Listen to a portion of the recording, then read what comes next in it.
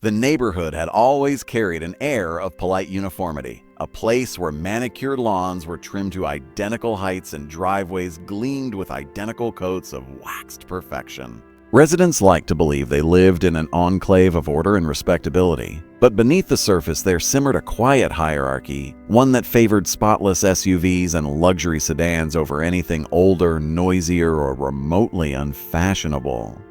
It was a place where appearances mattered more than people, and where the HOA board carried itself like the gatekeepers of a fragile, curated image. For months, the board's presence had grown heavier, drifting from simple oversight into something far more intrusive. Notices became more frequent, regulations more rigid, and warnings more aggressive. The leadership, a trio of self-important homeowners who seemed to treat the community like their personal kingdom, had begun to push boundaries under the guise of preserving neighborhood value. Yet no action revealed their mindset more than their recent obsession with vehicle aesthetics, an initiative they claimed would keep property values from slipping. Among all the residents, one particular target stood out to them: a quieter homeowner who worked long shifts, drove an older but well-kept sedan, and rarely participated in community events. His car, a decade older than anything else in the neighborhood, became the symbol of what the board believed didn't belong. The HOA insisted it had nothing to do with class or judgment, but their behavior told a different story. The car wasn't broken, abandoned, or unsafe, it just wasn't shiny enough. And that alone seemed to offend them. The first tow happened on a humid weekday afternoon. The resident returned from work, exhausted and ready to collapse into bed, only to find the empty slab of concrete where his car had been parked hours earlier. He assumed it was stolen at first, panic rising as he paced the driveway, scanning every corner of the street. Only after calling the police and receiving a calm, almost routine response did he learn the truth. The HOA had authorized a tow, claiming the car violated a vague line in the community bylaw. The rule referenced to vehicles that detract from neighborhood standards, an intentionally subjective statement buried deep in a document few residents had ever bothered to read. Retrieving the car cost him several $100s. Even worse, it came back covered in dust and marked with fresh scratches from rough handling. The towing company offered no apologies, simply stating they acted under HOA orders. He drove home, frustrated and confused, but still willing to believe it might have been a one-time misunderstanding. After all, mistakes happened, and maybe someone had taken the rule too literally, but the next tow came only a week later. That happened overnight this time, quietly and deliberately, like a petty act carried out in the dark. He woke before dawn for his usual shift and stepped outside to another empty driveway. The anger hit harder now, thick and unavoidable. It was impossible to call this a misunderstanding anymore. Someone had made a decision, a choice to single him out. And they were doing it with confidence, perhaps expecting him to give up or comply with demands no one had actually communicated. The second retrieval cost even more. And this time, the scratches were deeper. A dent sat near the bumper that hadn't existed before, and the towing company shrugged off responsibility. They repeated the same line, almost rehearsed. Talk to your HOA. They didn't care that the damage was noticeable or that the fees were rising with every incident. To them, it was business. To the HOA, it was control. Word spread quietly among neighbors, though most remained hesitant to get involved. People in communities like this cared about harmony, or at least the illusion of it. Interfering with each HOA decisions felt dangerous, like crossing an unspoken boundary. Some whispered about the board's recent behavior, how they had grown more authoritarian with each passing month, but few dared confront them. Most people hoped that if they stayed quiet, they would stay safe. The resident, however, realized silence was exactly what the HOA was counting on. They were banking on him being too tired, too busy, or too financially strained to push back. They expected him to accept their judgment and disappear into submission. What they didn't know was that every tow, every fee, and every scratch was slowly transforming his frustration into resolve. The third tow was the breaking point. It happened during a weekend when the street was busy and neighbors were out tending lawns or washing cars. The tow truck pulled up in broad daylight, its engine growling like a predator preparing to pounce. Several residents watched from driveways and porches, stunned by the audacity of the action. They saw the car parked neatly in the correct spot. They saw no reason for its removal.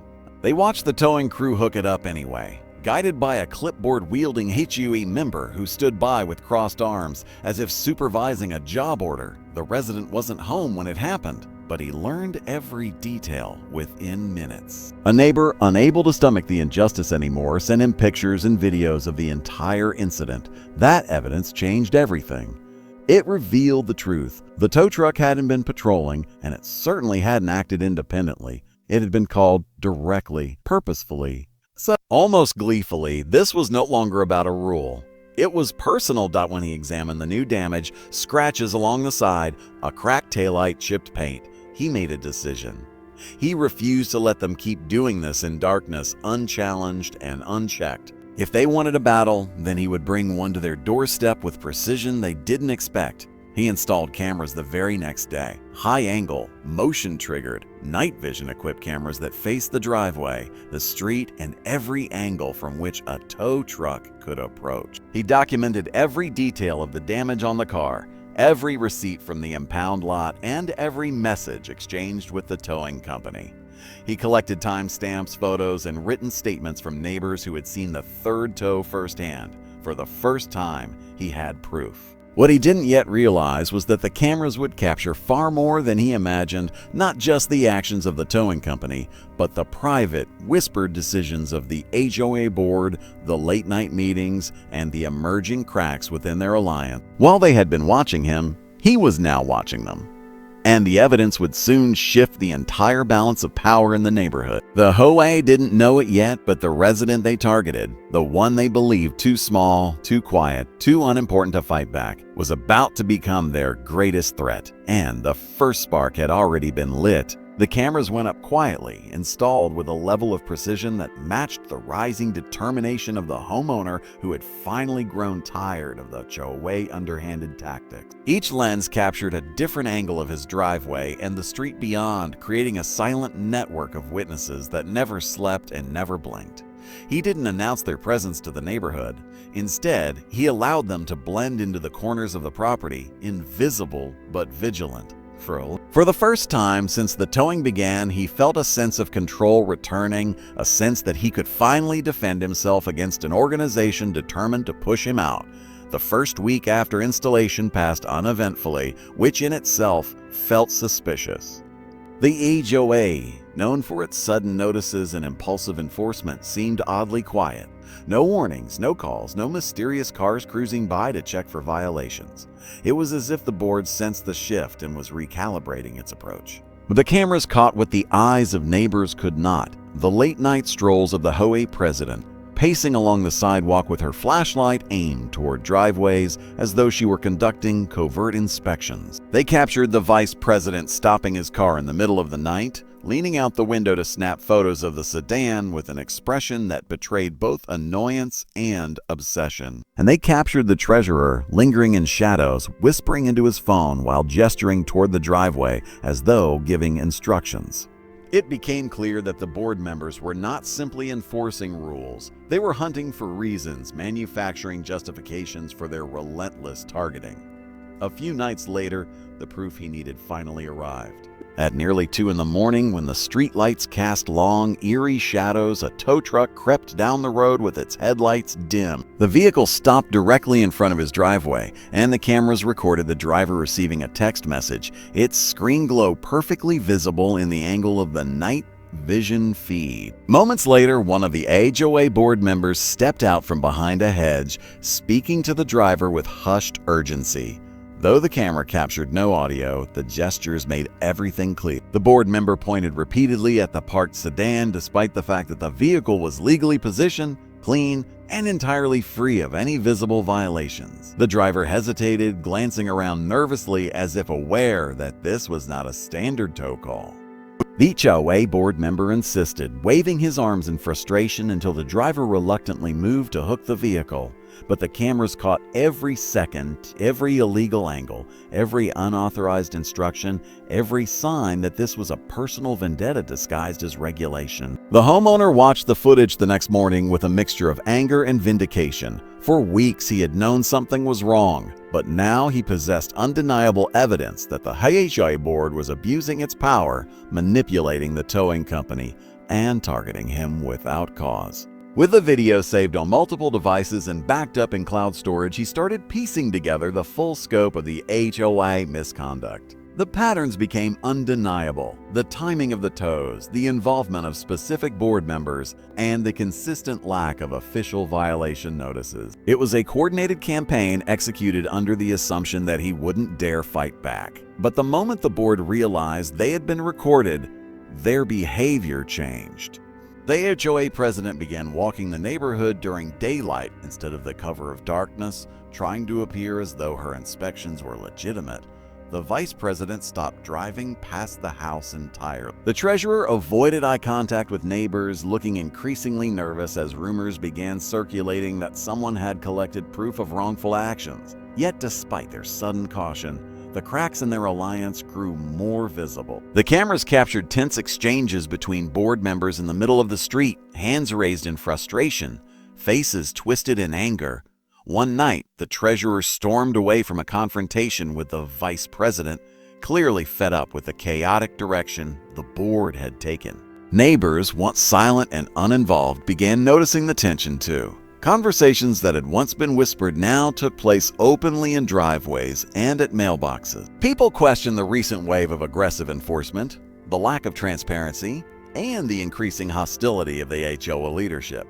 It became evident that the board's reckless pursuit of one resident had begun eroding the trust of the entire community. The homeowner, watching this unravel from behind his screens, knew that the moment to act was approaching. He had proof, clear, irrefutable proof. He had records of the damage to his car, financial losses from multiple tows, and now video capturing HOA members violating their own bylaws. But he also knew that winning required more than anger and evidence. It required strategy. And so he began researching local laws, reviewing the HOA official guidelines, and consulting online forums filled with stories of similar abuses. Everything pointed to the same conclusion: the HOA had overstepped, and they had done so repeatedly. With each day that passed, the pieces aligned more cleanly, revealing a path toward accountability that the HOA never expected him to pursue. By the end of the second week, he had assembled a timeline so detailed it left no room for interpretation. The HOA had not only targeted him unfairly, they had authorized illegal removals, misappropriated their authority, and potentially violated multiple state-level regulations. And just as the board began preparing their next move, he prepared his own, one that would shift the balance of power permanently. Chapter 2 closed with a quiet sense of anticipation, because the next step would not be taken alone. It was time to bring in someone who understood the legal battlefield far better than any HOA board member. It was time to involve a lawyer. By the time the homeowner contacted a lawyer, the evidence had become a mountain too large for the HOA to ignore, though they had no idea that their quiet target was preparing to escalate the situation beyond anything they had ever anticipated. The lawyer he chose specialized in property disputes and HOA misconduct, a calm yet sharp-minded professional who had handled dozens of cases where boards overstepped their authority and weaponized their rules to torment residents. From the moment the homeowner presented the videos, timelines, and documentation, the lawyer recognized that this was not simply a misunderstanding or a minor grievance. It was a pattern of deliberate harassment wrapped in an abuse of power. Together, they spent hours reviewing each frame of footage, each tow receipt, and each instance of unauthorized action. The lawyer noted how the HOA board members behaved like vigilantes, conducting late-night inspections that had no basis in the community's bylaws. She analyzed every scratch, dent, and damaged panel on the car, assessing repair costs and calculating the financial impact of the repeated tows. What the HOA had assumed would be isolated, unchallenged incidents now formed a narrative of negligence and malice. As the homeowner provided dates and witness statements, the lawyer assembled a strategic plan designed not merely to defend him, but to hold the HOA accountable on every possible front. She explained that the board's secret instructions to the towing company, particularly when captured on video, revealed a level of misconduct that could result in fines, forced resignations, and even legal liability extending beyond the HOA insurance coverage. For the first time, the homeowner realized that the board members' arrogance might cost them far more than they imagined.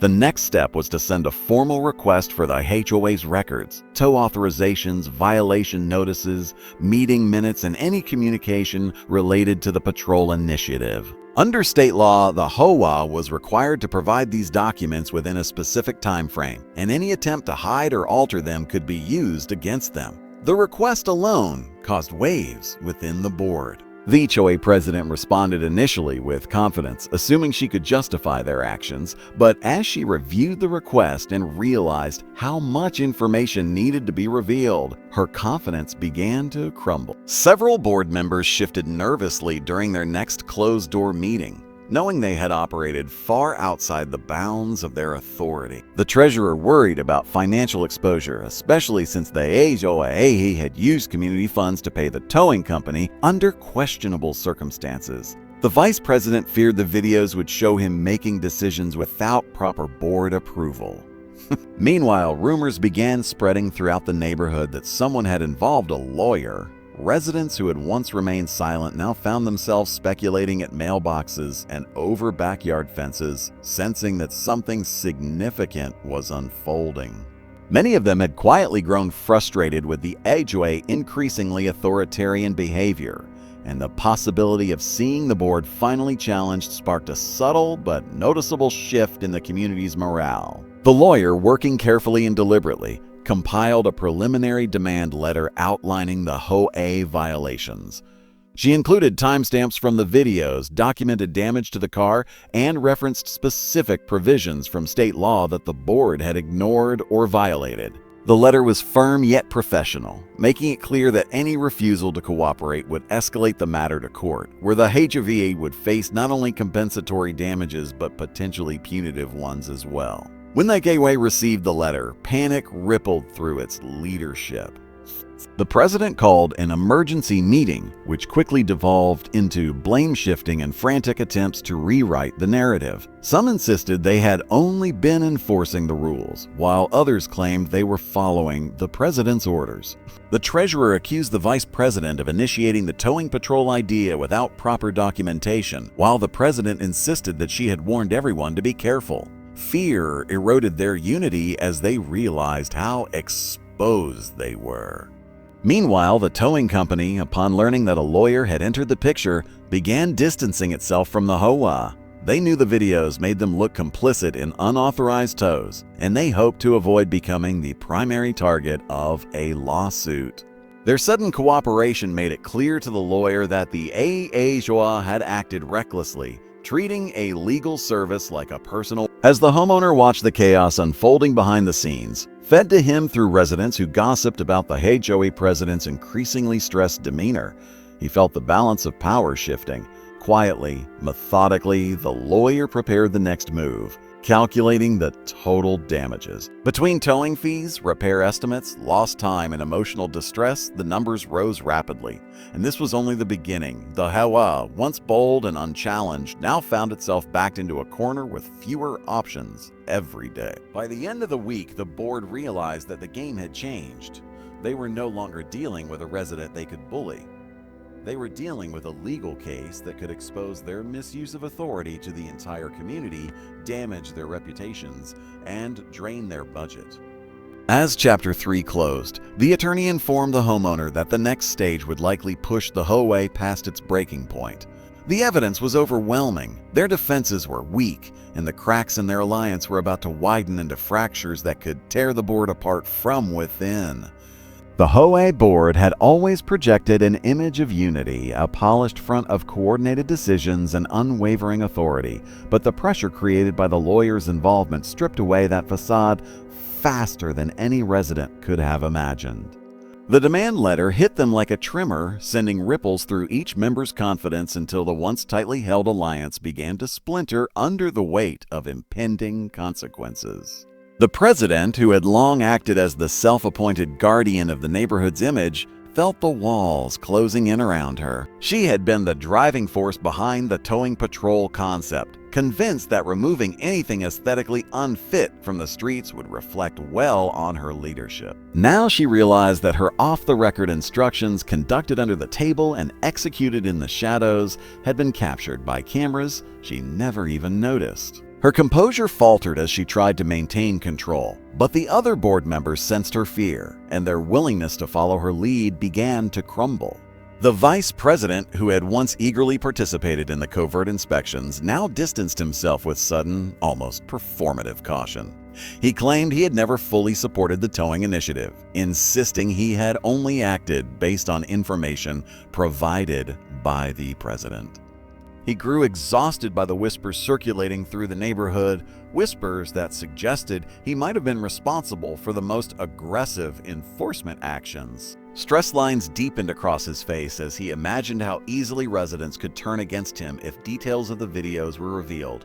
The treasurer, perhaps the most anxious of the three, feared the financial implications. Every unauthorized tow had been funded by HOA dues, money that belonged to the entire community. If the lawsuit moved forward, those funds would be scrutinized, audited, and possibly reimbursed under legal pressure. Worse, the treasurer knew that the HOA insurance policy would not cover acts that fell outside official procedure.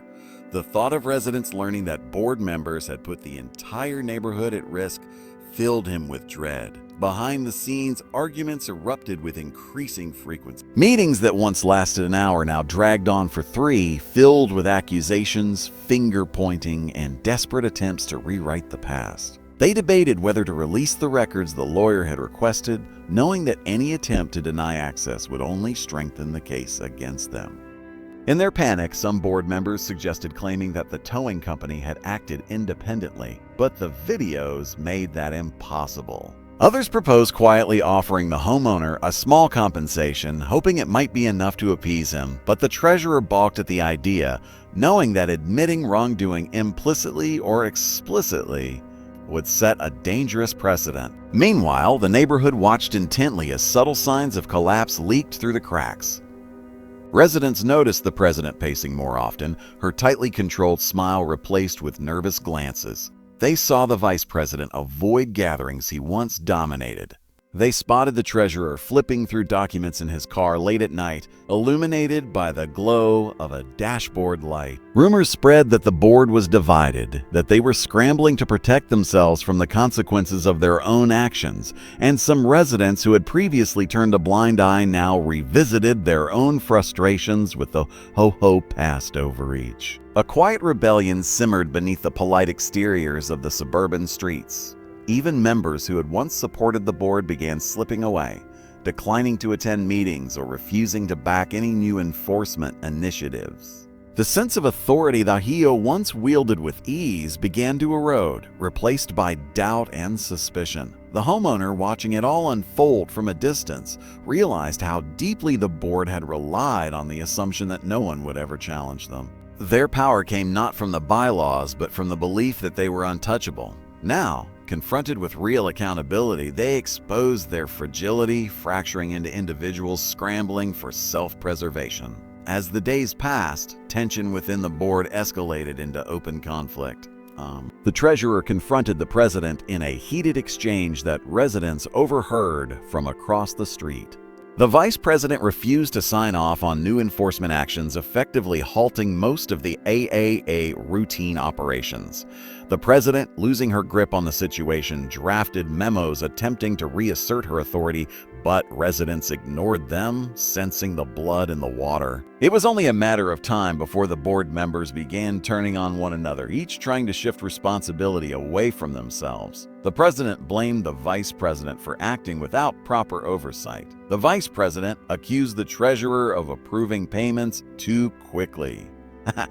The treasurer insisted the president had pressured him into signing off on expenses he never personally endorsed. Their unity disintegrated into a chaotic scramble of self-defense. each member terrified of being the one held most accountable. And in the midst of this unraveling, the homeowner and his lawyer prepared the next step, one that would force the HOA internal dysfunction into the light, making every secret decision, every hidden motive, and every reckless action impossible to deny. Chapter 4 ended with the board barely holding itself together, unaware that the true reckoning was about to begin, and the weight of their own choices would soon come crashing down harder than any of them were prepared for. The moment the lawyer initiated the official complaint, the situation shifted from internal panic to full-scale crisis for the HOA board. What had once been whispered fears now materialized into a document that outlined every violation, every unauthorized tow, every incident caught on camera, and every monetary loss inflicted on the homeowner. The board, already fragile from internal conflict, felt the weight of the complaint like a crushing blow. The president attempted to adopt a tone of leadership, but her voice trembled as she read through the accusations that directly tied her to decisions she had tried desperately to hide. Each board member was named in some capacity, each implicated in the larger pattern of harassment, and each faced personal liability that the HOA insurance would not cover. As the complaints circulated among them, panic flooded the room. This was no longer an internal dispute that could be smoothed over with vague explanations or quietly dismissed as a misunderstanding. This was a legally documented account of their actions, and it threatened not just their positions on the board, but their finances, reputations, and relationships. Within the neighborhood, residents who had once ignored HOA politics now followed every development with intense curiosity, sensing that the board's authority was cracking beyond repair. Word spread that lawyers had gotten involved, that documents were being requested, and that the board was being accused of wrongdoing far outside the scope of their duties. Some neighbors, emboldened by the news, began reviewing their own past run-ins with the HOA, dredging up memories of unfair warnings, biased inspections, and arbitrary enforcement patterns. The homeowner, observing all of this, realized that the momentum had shifted not just legally but socially. The neighborhood no longer viewed him as the quiet resident with the older car. He had become the individual who had dared to hold the board accountable. Someone who had exposed behavior others had long suspected but never proven. His lawyer advised patience now, explaining that the next steps would unfold slowly but decisively as the HOA was forced to respond formally.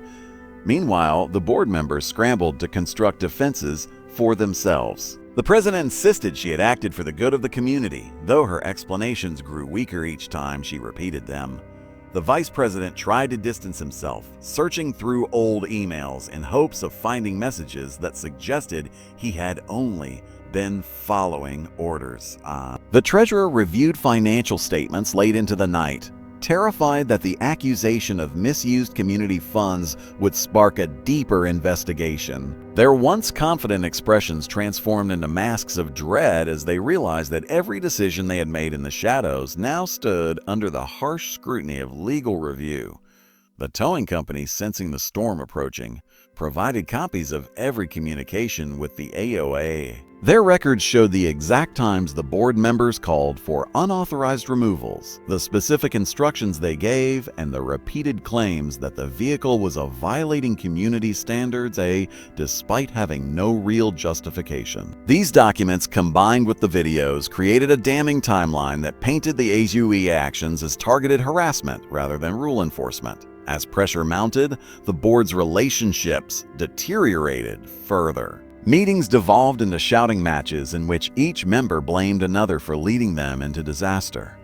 The president accused the others of abandoning her leadership, while the vice president countered with accusations that she had acted recklessly without proper votes or procedures. The treasurer, usually quiet, erupted into anger when he realized that his signature appeared on several authorization forms he barely remembered signing, likely pressured into compliance during one of the president's more authoritative moments. The neighborhood, sensing the unraveling, began to look beyond the board entirely. Conversation shifted from frustration to open discussions about replacing the entire leadership. Some residents encouraged one another to attend upcoming meetings, something many had avoided for years.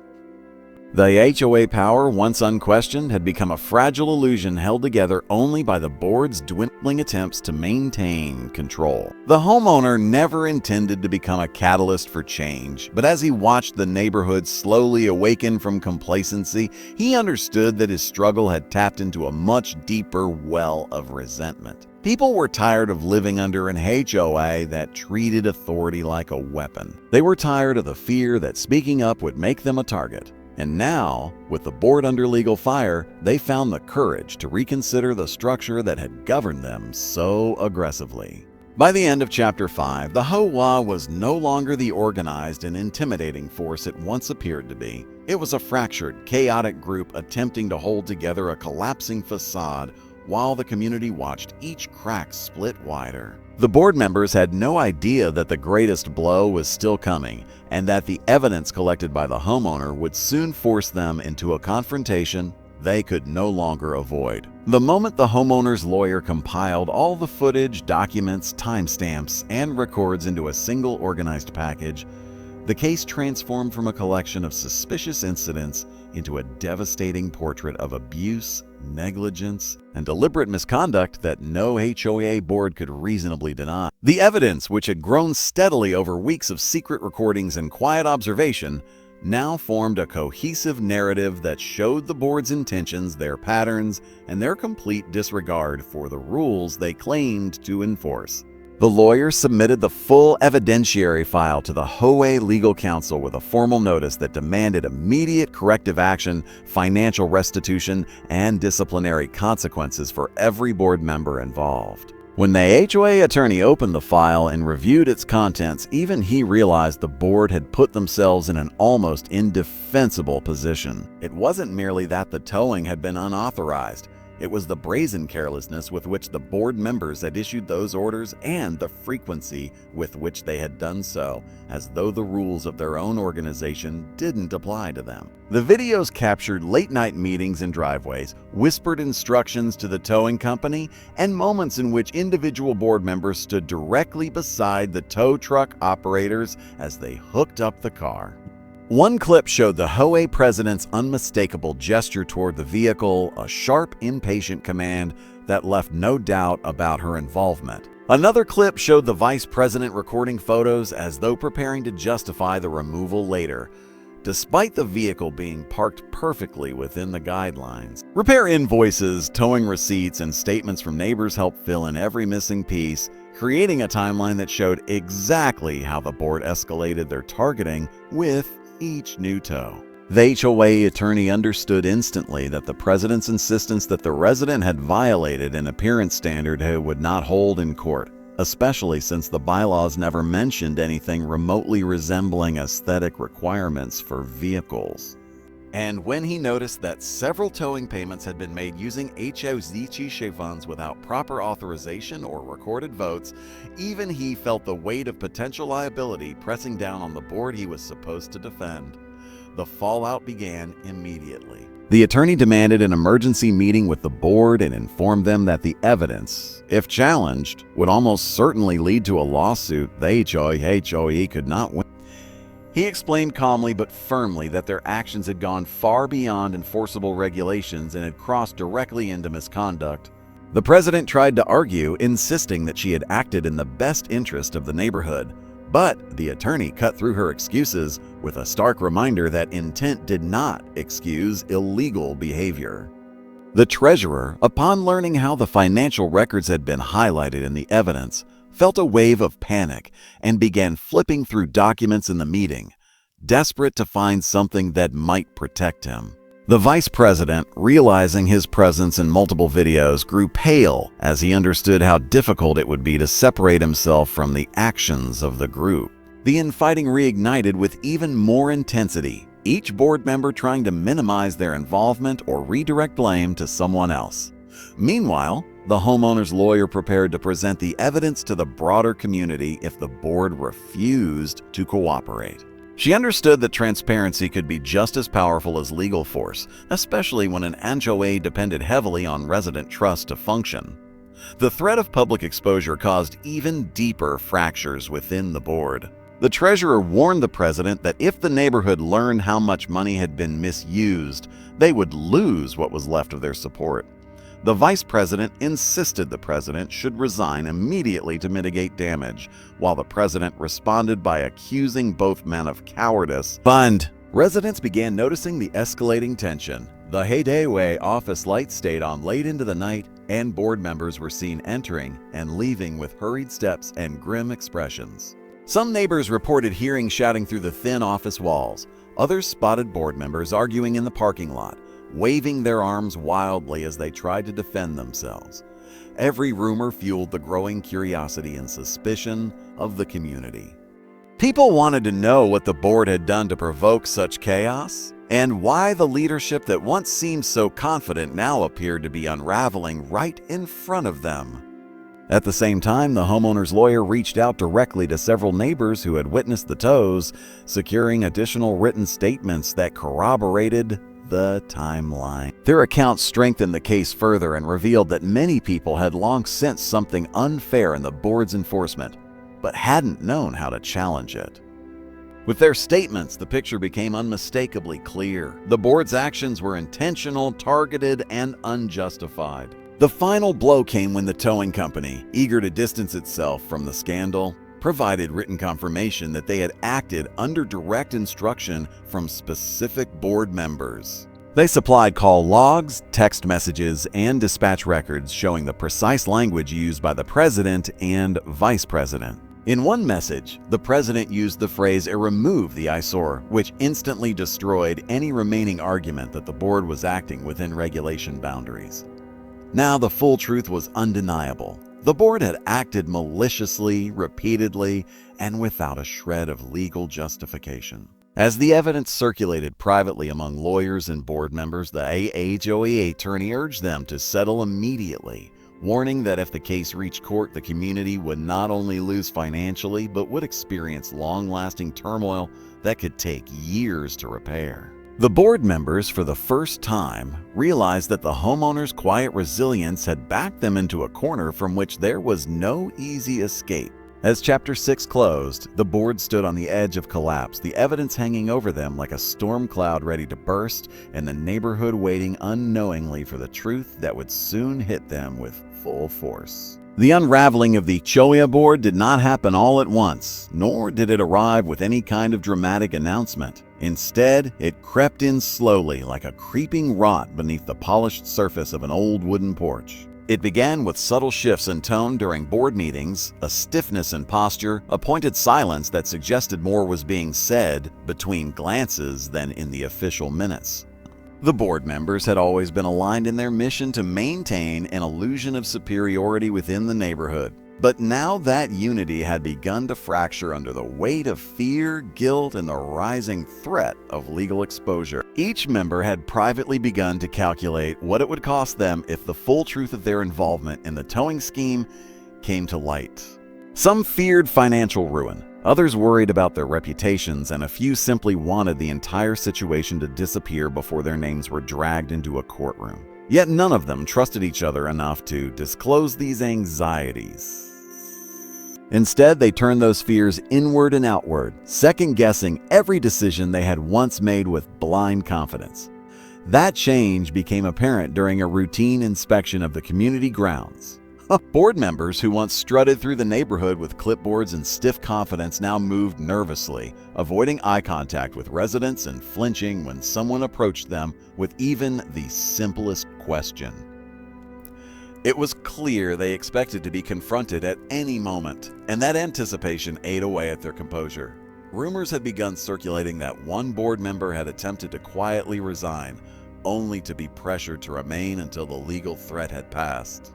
Another had been seen speaking to a lawyer of her own, though she vehemently denied it when confronted. The atmosphere had become a pressure cooker, and every small disagreement, whether about landscaping budgets or the repainting of community signs, exploded into heated debates that lingered long after meetings ended. Behind closed doors, the division grew sharper. No one wanted to be the first to admit wrongdoing, but no one wanted to be the last to be left holding the blame either. Their strategy sessions, once unified and sharply focused, devolved into mistrustful huddles where members spoke over one another, their voices edged with panic. Some argued that the towing company should take the fall, insisting the contractors had overstepped their authority. Others insisted the contractors only acted under board instruction, and that shifting blame would only worsen their legal exposure. The room simmered with accusation, and beneath those accusations simmered something darker: regret, resentment, and the dawning realization that they had pushed their luck too far. Meanwhile, the residents had begun to sense blood in the water. Neighborhood conversations took on a different tone, with clusters of homeowners gathering at mailboxes and on sidewalks, whispering about the possibility of new elections and wondering who might step into leadership roles if the board dissolved. Some delighted in the downfall of people they had long viewed as tyrants, while others worried about the instability and conflict that always followed major HOA shifts. The tension filtered into every aspect of neighborhood life, creating an uneasy quiet where even the chirping of birds seemed oddly muted. As days passed, the towing scandal gained momentum rather than fading into the background as the board had hoped. My lawyer, persistent and methodical, continued requesting documents, video evidence, and internal communication logs. Every request brought fresh panic within the board, and each document they hesitated to provide only deepened their vulnerability. And with every piece of evidence uncovered, the narrative became more damp. The cameras I had installed continued recording, capturing not just the towing trucks and the familiar pattern of targeted patrols, but also footage of board members sneaking through the neighborhood late at night, checking for violations with a desperation that bordered on obsession. It was as though they believed that finding new infractions might somehow balance the scales or distract from their misconduct. Instead, it only made them look more unhinged. The towing company, for their part, had grown increasingly uncomfortable with the scrutiny. After receiving notice that they too were being investigated, they attempted to distance themselves from the HOA, claiming they had simply been following instructions. Their emails, however, suggested otherwise. Some of them even admitted that board members had encouraged towing cars based on appearance, implying a discriminatory motive that went beyond mere enforcement. Those emails, once buried deep within their system, were now in the hands of my lawyer, ready to be used if necessary. The board sensed the walls closing in, and their behavior became increasingly erratic. One member, previously known for her rigid adherence to rules, was spotted ripping down her own violation notices from her mailbox before anyone else could see them. Another began knocking on neighbors' doors, attempting to gather support and insist the board was being unfairly targeted. These desperate attempts only made them look guiltier. In what might have been their last attempt to control the narrative, the board called an emergency community meeting. They hoped to sway public opinion, perhaps regain some semblance of authority, but when the meeting began, it was clear that whatever power they had once held had evaporated. Residents sat with arms crossed, brows furrowed, no longer cowed by their presence. Every attempt the board made to explain their actions was met with skepticism, and every deflection only fueled more frustration. The board could feel it: the loss of control, the erosion of respect, the swelling tide turning against them. Their carefully orchestrated hierarchy was collapsing from the inside out, its foundation broken by fear, dishonesty, and their misguided belief that they could act however they pleased without ever being held accountable. And beneath that collapse lay something even more dangerous for them: the realization that the next chapter of this fight was no longer in their hands. The board's downfall had only just begun, and soon someone among them would break. The final unraveling of the HOA board arrived not with a single catastrophic event, but through a cascade of failures that could no longer be contained. By the time the last chapter of this saga began, the neighborhood itself felt heavier, as if every fence post, hedgerow, and porch light was aware of the fractures forming within the once unshakable board. Residents who had previously moved through their routines without giving the board much thought now watched with quiet intensity, sensing that something monumental was about to break. In the days after the chaotic emergency meeting, the board members retreated into a kind of panic silence. The once proud pillars of authority who had controlled every aspect of neighborhood life From the color of mulch to the placement of trash bins were now reduced to shadowy figures slipping in and out of their homes, hoping to avoid confrontation. Their emails, once brisk and confident, now dripped with hesitation. Their memos had lost their usual authoritative tone, replaced by an almost pleading quality that betrayed their fear. It was clear they were scrambling to maintain any semblance of control, but control was no longer theirs to wield, and it was during this fragile period that the final pieces of evidence came together. The towing company, realizing they were on the verge of being fully implicated, surrendered every communication they had with the HOA. They hoped that cooperating might spare them from the worst of the fallout. In doing so, they revealed not only incriminating emails but detailed logs of every tow they had performed at the board's instruction. The logs made it horrifyingly clear that the targeting was not random. My car had been marked as a priority patrol target on multiple nights, accompanied by internal notes describing it as an eyesore and a non-compliant appearance, phrases that thinly masked discriminatory intent. Worse still, several board members had sent messages explicitly encouraging the towing company to remove vehicles that lowered the neighborhood image, an instruction so vague and ethically dubious that it exposed the entire scheme. My lawyer wasted no time compiling the evidence, crafting a comprehensive complaint that detailed every tow, every scratch, every instance of harassment, and every email that tied the board to the discriminatory practice they had attempted to hide. When the final packet was completed, heavy with documentation and impossible to dismiss, he served it directly to the board's legal representative. The silence that followed was louder than any argument. Word spread quickly through the neighborhood that the board had been formally confronted. Homeowners whispered in driveways, texting each other screenshots of the emails that had already begun to leak. The scandal could no longer be contained within meeting rooms and legal offices. It had spilled into the open, becoming a wildfire of outrage, curiosity, and vindication. The board called one last emergency meeting, though this time they did not invite the community. The meeting was meant to be private, a final attempt to strategize before making a public statement. But even behind those closed doors, the collapse continued. Long-standing tensions erupted into shouting, accusations flying like sparks. One member insisted they had only gone along with the towing scheme because they feared being ostracized by the others. Another claimed they had warned the board that targeting residents based on appearance was not only unethical but illegal. A third argued that the towing company had twisted their words, but none of these excuses mattered anymore. Every voice in the room trembled with panic, each member scrambling to distance themselves from responsibility. Then, in a moment that would later redefine the outcome, one of the newer board members, someone who had once seemed meek and easily manipulated, finally cracked under the pressure. She admitted with shaking hands that she had saved copies of every email, including messages that other board members had deleted in a frantic attempt to cover their tracks. She confessed that she no longer wished to protect anyone and that she intended to fully cooperate with investigators. Her confession broke the last of the board's unity, shattering whatever remaining trust lingered between them. Fearing individual liability, two more members immediately followed her lead, agreeing to testify and provide their personal copies of messages and meeting notes.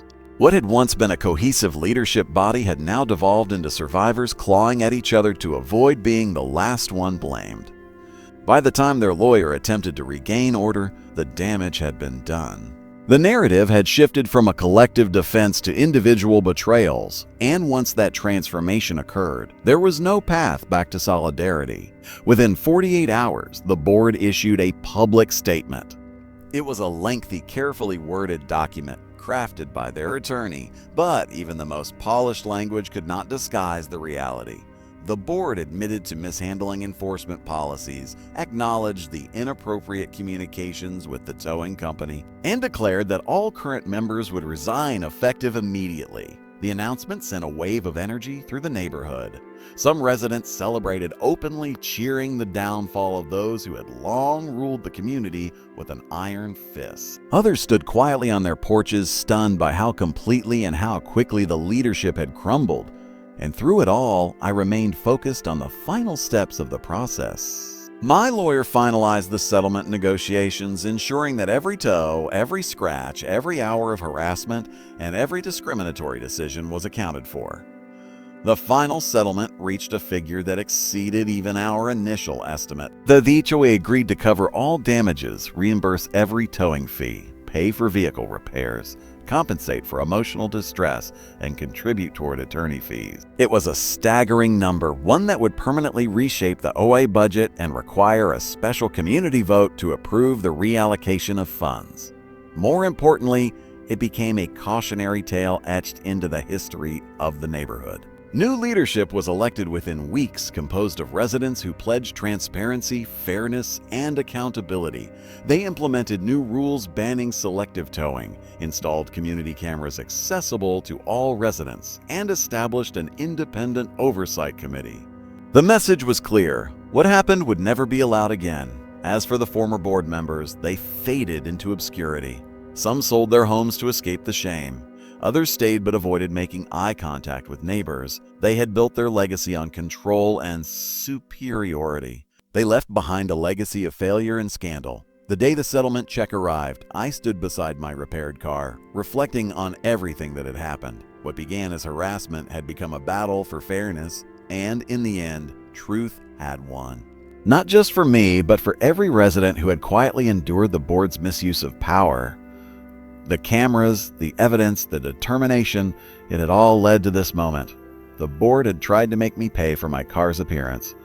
In the end, they paid for every scratch,